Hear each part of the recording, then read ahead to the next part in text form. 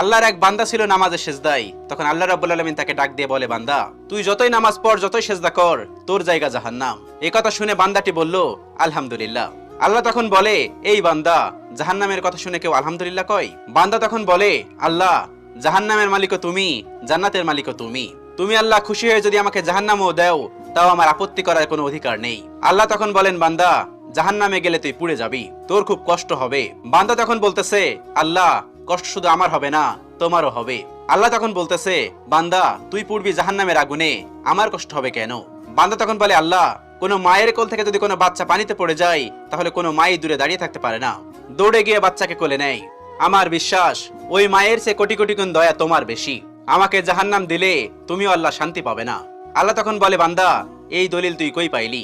বান্দা তখন বলে, আল্লাহ, আমাদের জাতির পিতা ইব্রাহিম আলাইহিস সালাম তোমার প্রেম মুখে নিয়ে যখন নমরুদের আগুনে পড়ে গেল, তার আগেই তুমি বলে দিলে